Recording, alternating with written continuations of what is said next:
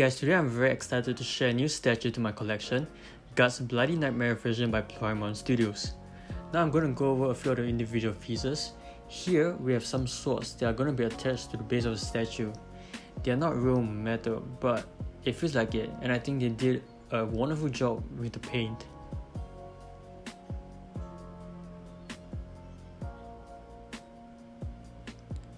And then next up we have the Dragon Slayers. Here are some of the blood effects. Since there's two different options for this statue, it comes with two of the swords. As you can see, there's some slight variations between the swords, especially with the paint. The one on the left is kind of more slanted, whereas the one on the right is more vertical.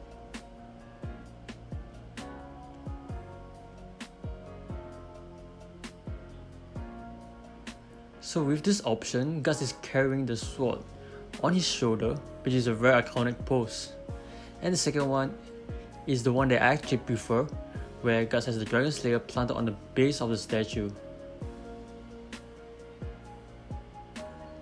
Right here we have the gigantic cape, very nicely sculpted.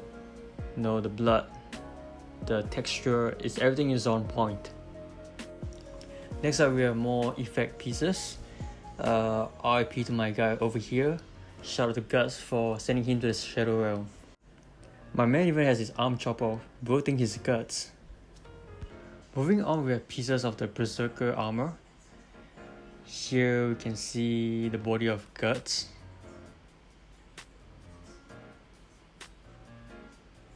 Some armor pieces. And here are his arms. Here we have the head sculpts.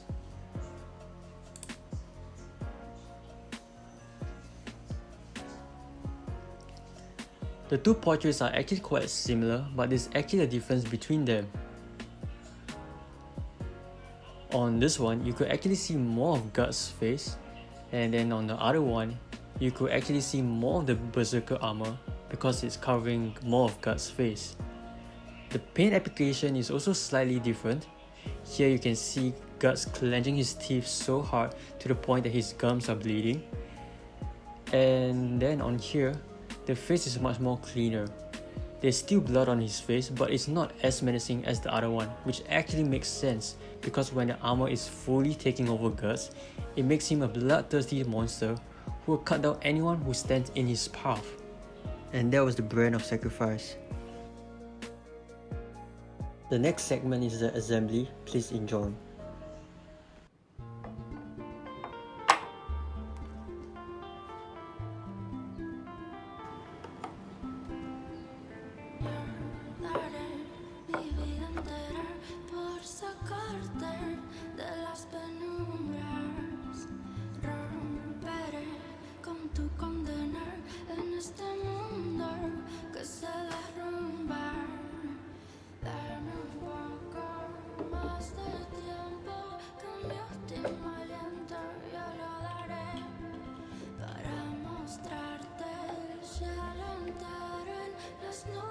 Contigo me recostaré y nos colamos con la brisa y navegamos con el viento. Tiene la intensidad de tus ojos, quema más que el fuego y se refleja en vidrios rotos.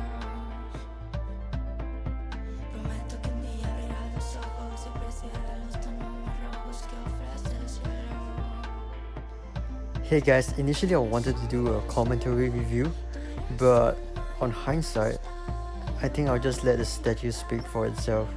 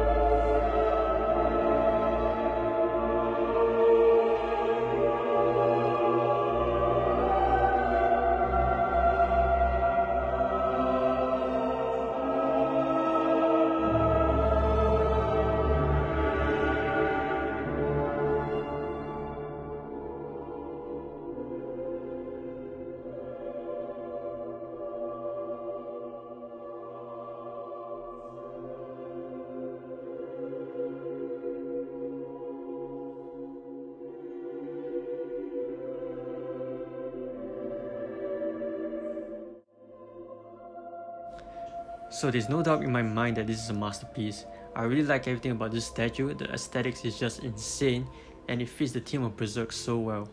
However, I do want to point out some problems that I have with this statue. Disclaimer, this is just my personal opinion. Firstly, the box is humongous. Here you can see that the two boxes that comes with the statue and the brown paper box is really large. The downside to that is space concerns to store these boxes. I'm sure that there are bigger boxes out there, but for me this is the biggest so far. The next problem is mainly with the engineering. In this photo, you could see that the magnet came off this piece right here. This magnet got stuck on the handle when I tried taking it off, and I had to use a tweezer to get it out. So the glue isn't that strong, so do be careful when you're handling this part. Another thing I want to talk about is the lower jaw piece of the armor. I just think that the magnets aren't strong enough, and this is actually a common problem in the original version of the statue, but it seems like Prime 1 didn't improve on it. The last thing I want to talk about is paint transfers. When you're putting on the cape, please be careful because some paint from the base might get transferred to the back of the cape. I kind of had a little trouble putting the cape on because I'm using a model case display system, so I had to work through a narrow space in order to put the cape on the statue, and in that process, the friction caused by the cape rubbing against the base may cause some minor paint transfers. And it's also kind of hard to avoid clashing with the base because the cape itself is so huge and quite heavy. But other than those, I think this statue is close to perfection. Thank you guys for watching. Until the next one.